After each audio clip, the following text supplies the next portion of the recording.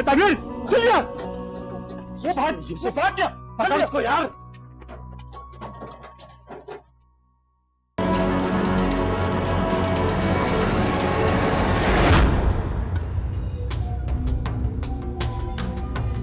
अबे कोई मरी ना गया हो।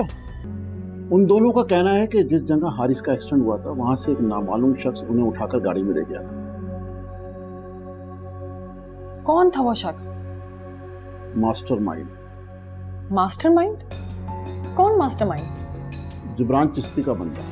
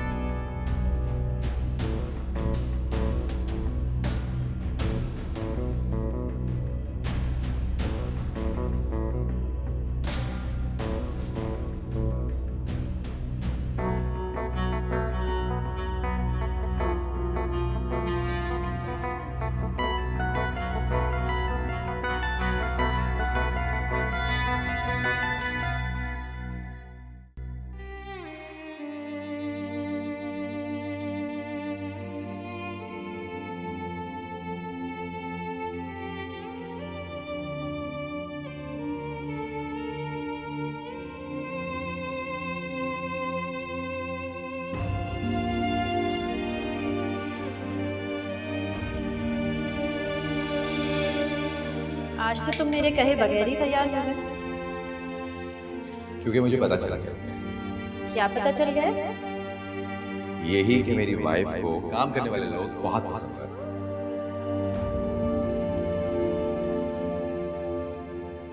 वैसे देखोगी तो मैं जा नहीं पाऊंगा। जाना तो पड़ेगा। इस महीने के आखिर में मुझे मुनीब से हिसाब करके उसे आधा खर्चा भी देना है। तो फिर इतनी उदास क्यों हो? वो मेरी बहन है। हमने उम्र का एक हिस्सा गुजारा है। मुझे फिक्र रहती है उसकी। अगर फिक्र रहती है तो फिर थप्पड़ मारना ही नहीं चाहिए था। उसने आपकी इंसल्ट की थी तो तुम दरगुजर कर देती ना। बात मेरी इंसल्ट की होती तो मैं ऐसा ही करती। मेरी इज्जत इतनी हाँ मत तुम्हारे लिए। क्यों नहीं होनी चाहिए?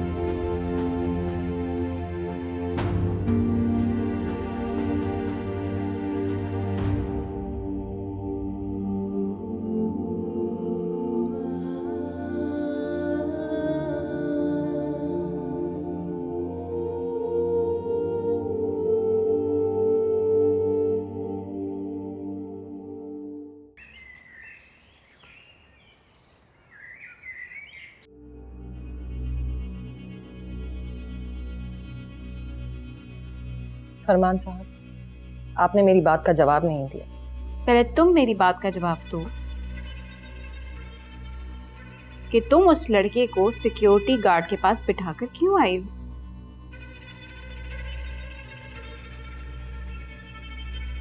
ताकि हमारे अंदरूनी इख्तलाफात के बारे में वो मजीद और ना जाने। मुझसे लड़ने आई हो यहाँ? नहीं, अपने अवामी नुमाइंदे से मदद मांगने आई हूं। ये मत भूलो कि सरदार फरमान मेरे होने वाले मंगेतर हैं और अभी तुम मेरे घर में बैठी। अगर बड़े सरदार मुल्क से बाहर ना होते तो मैं यहाँ पर कभी भी ना आती। तो बड़े सरदार मेरे होने वाले ससुर हैं। घूम फिर के तो तुम्हें मेरे पास है ना। मेरा दिमाग पहले ही बहुत घुमा हुआ है, ऐसा ना हो। जो होना था वो हो चुका है। अगर तुम कुछ कर सकती होती ना तो यहाँ कभी ना होती।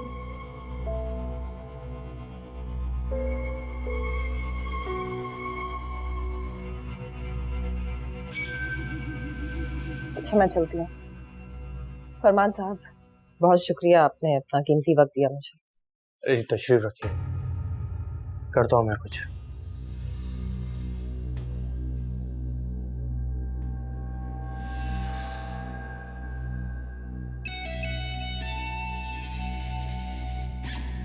SHO अब्दुल गफार साहब को फोन कर रहे हैं आप? हारिस उसी की थाने की हदूद से अगवा हुआ था। अगर ये काम उनके बस में होता तो मुझे यहाँ पर आने की जरूरत ही क्या थी? मेरे दर पर आ भी गई हो और मैं यहाँ ना आती कि रट क्यों लगाई दी? डर तो सिर्फ उसी का है। इंसान का तो बस छोटा बड़ा घर होता है। मैं वकील साहब से कहती हूँ कि इनको अगला नोटिस भी भिजवा दे। वो तुम्हारा आबाई घर है, मेरा क्या? मैं तो किसी क्वार्टर में भी रह लूंगी। उस घर को क्यों बर्बाद करने चली? वो मेरे बाप का घर है, मैं उसे सेल करूं ना करूं, जो भी करूं उससे तुम्हारा कोई मतलब नहीं है। तुम मुझे नसीहत क्यों दे रही हो? नसीहत नहीं दे रही, बस मशवरा दिया। मांगा मैंने तुमसे मशवरा?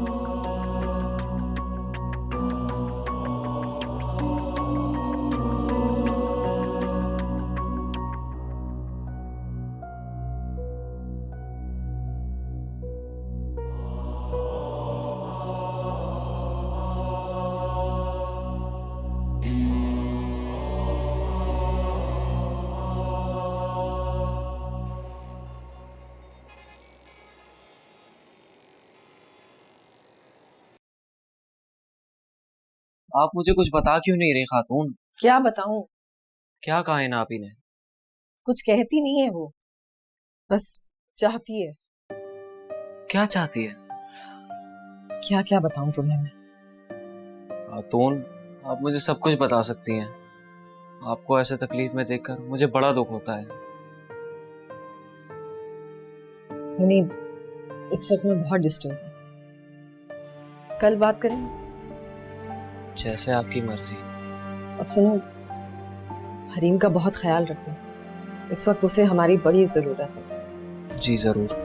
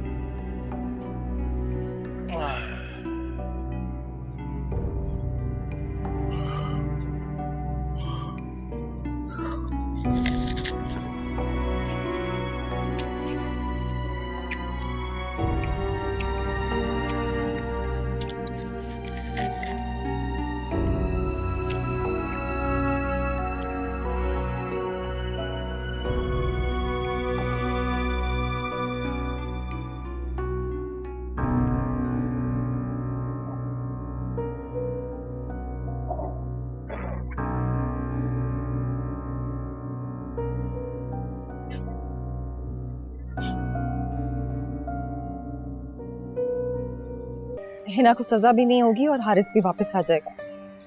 खातून, हारिस कब वापस आएगा? वो इतने दिन हो गए हैं, मुझे ना रह रह के ना बुरे बुरे ख्यालात आ रहे हैं। मैं ना ठीक से कुछ खा रही हूँ ना पी रही हूँ, सारी सारी रात जागती रहती हूँ।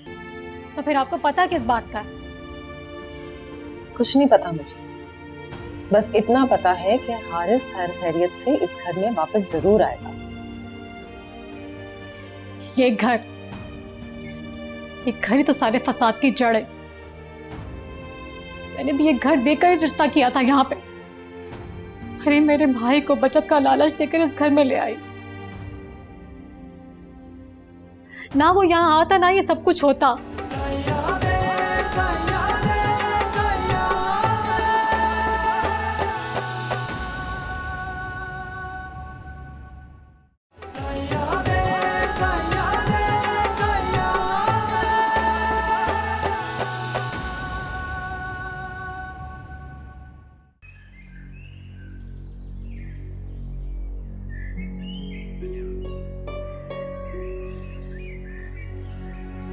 जज साहब के सामने भी उन तीनों ने वही बयान दोहराया जो पुलिस वालों लोगों को दिया था। उन्होंने हिना और दिलावर का नाम क्यों नहीं लिया? आप चाहती हैं कि वो हिना आपी का नाम भी ले लें? नहीं, मैं तो सिर्फ ये चाहती हूँ कि हारिस जल्द से जल्द वापस आ जाए। सचो साहब बता रहे थे कि उन तीनों की जान बख्शी भी उसी सूरत में हो सकती है कि अगर हारिस भाई वापस आ जाए, और दूसरी सूरत में तो दूसरी सूरत में क्या? दूसरी सूरत में उन सबको 3 से 14 साल तक की सजा हो सकती है। हिना को भी? अगर उन तीनों में से किसी ने भी हिना आपी का नाम ले दिया तो हिना आपी को भी 3 से 14 साल तक की जेल हो सकती है।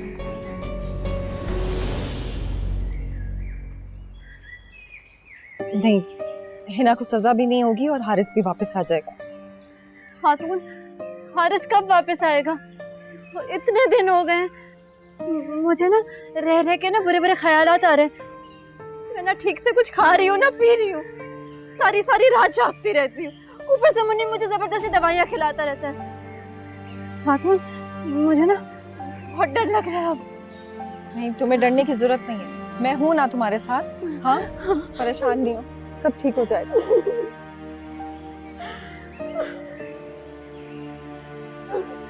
सब ठीक हो जाएगा, फिक्र नहीं करो।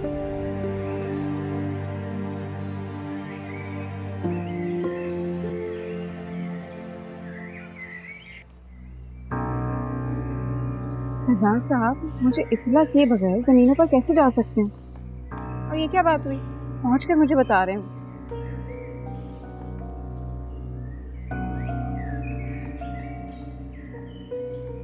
मैडम, आपके दोस्त कैसर साहब हैं।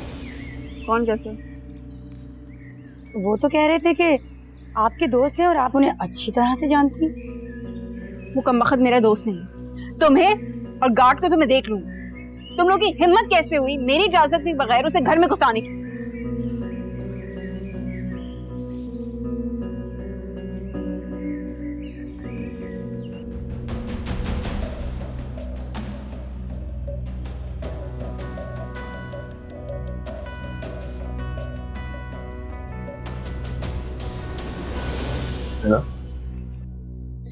अभी के अभी इस घर से दफा हो जाओ। दफा तो मैं हो जाऊंगा, बस ये रख लो। ये क्या है? ये वो पैसे हैं जिनका मैंने तुम्हारे साथ फ्रॉड किया था। मुझे इसकी जरूरत नहीं है। जानता हूँ। क्या जानते हो? नजर आ रहा है, तुमने जो चाहा था वो तो तुमने पा लिया। एक मैं हूं जो तुम्हें भी ना पा सका।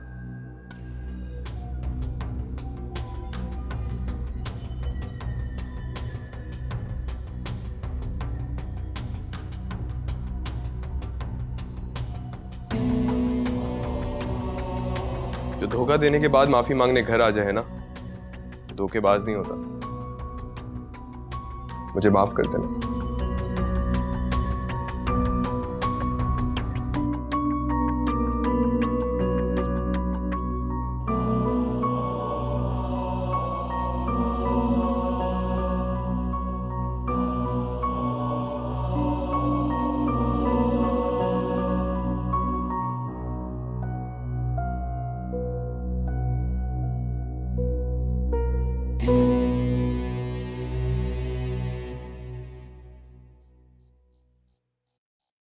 2 हफ्तों से मेरा भाई लापता है। आपने क्या किया?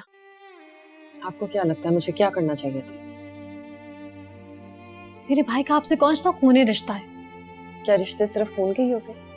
अगर आप मेरे भाई को अपना रिश्तेदार समझती तो उसकी तलाश में दिन रात एक कर देती, मगर आप तो आराम से अपने घर में बैठी नहीं। हुमैना, आप ज्यादा स्ट्रेस मत लो वरना आपकी तबीयत फिर से खराब हो जाएगी। स्ट्रेस ना लो तो और क्या करूं? हारिस मेरा इकलौता भाई है।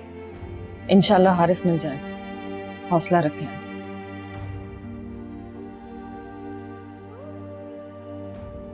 हरीम कहाँ है? मुनीब उसे डॉक्टर के पास लेकर गया।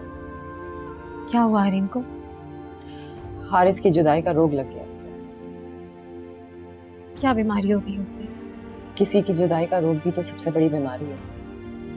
हाँ तो मुझे पता है, एसएचओ साहब आपको बहुत इज्जत देते हैं। उन्होंने आपको कुछ ना कुछ बताया होगा हारिस के बारे में। बस इतना ही बताया है जिससे मैं मुतमईन हो गई। आप मुझे बेचैनी रखना चाहती हैं? वही तो बताना चाह रही हूँ, आपने मौका ही नहीं दिया। हारिस खैरियत से। खैरियत से? तो फिर घर क्यों नहीं आ जाता? घर भी आ जाएगा। कब? ये मुझे नहीं पता। तो फिर आपको पता किस बात का? कुछ नहीं पता मुझे, बस इतना पता है कि हारिस खैर खैरियत से इस घर में वापस जरूर आएगा। ये घर ही तो सारे फसाद की जड़ है।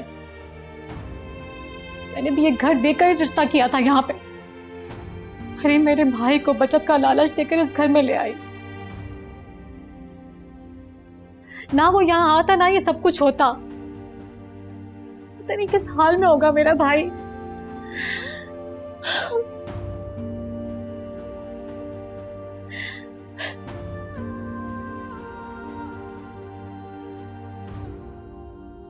तुम्हारी वजह से, सिर्फ तुम्हारी वजह से तुम्हारी चची की बात भी मैंने ठीक से नहीं सुनी। आपने बहुत अच्छा किया।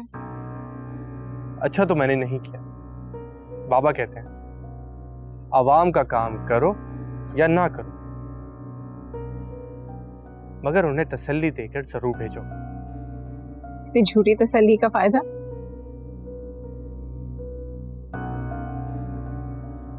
अब खैर, आज हम कहीं बाहर डिनर पर चलें। थोड़ी देर तक चलते हैं।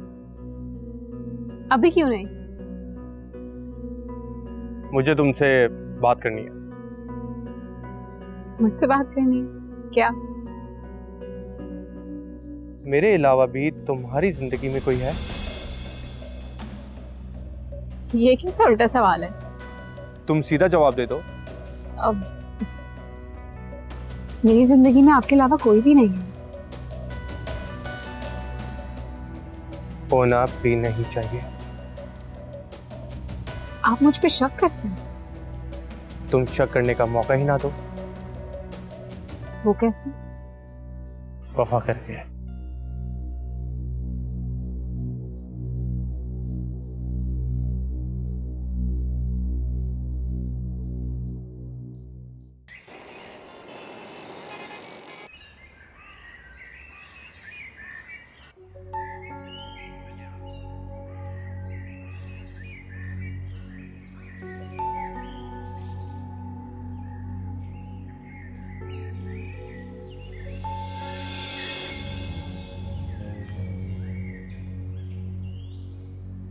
क्या छुपाने की कोशिश कर रहे हो? ये हिना आपी के वकील की तरफ से आया हुआ लेटर है।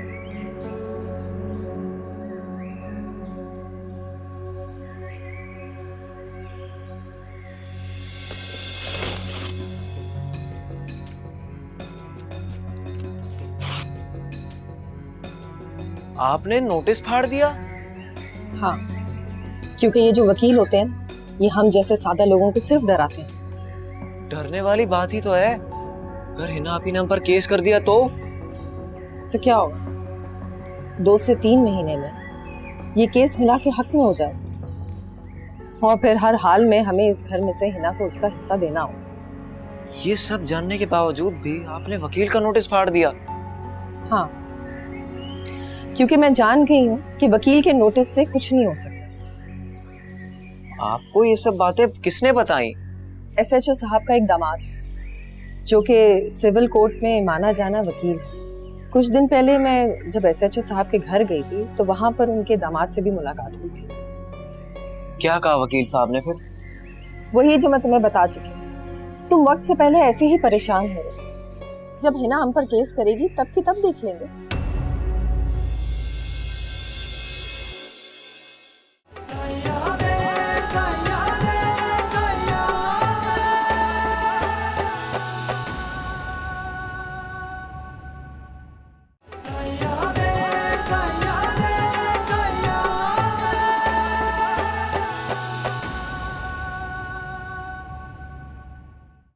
जिन लोगों ने मुझे अगवा किया था बहुत घटिया लोग हैं, लेकिन ये बहुत अच्छे लोग हैं। मेरा काफी दिन पहले एक्सीडेंट हो गया था और जब मुझे होश आया तो मैं यहाँ था।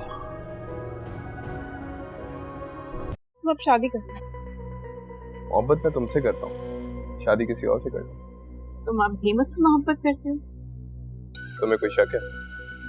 मेरी हकीकत जानने के बाद तुम मुझसे मोहब्बत कैसे कर सकते हो? क्योंकि तुमने बेवफाई नहीं की थी, धोखा तो तुम्हें मैंने दिया। दिलावर, हम आवाम से वोट लेते हैं, अगर हम उन्हीं लोगों को मारेंगे तो वोट हमें कौन देगा? वो बच गया सरदार साहब। चिश्ती ने बचाया उसे, तुम्हारे बंदों ने तो उसे मार ही डाला था।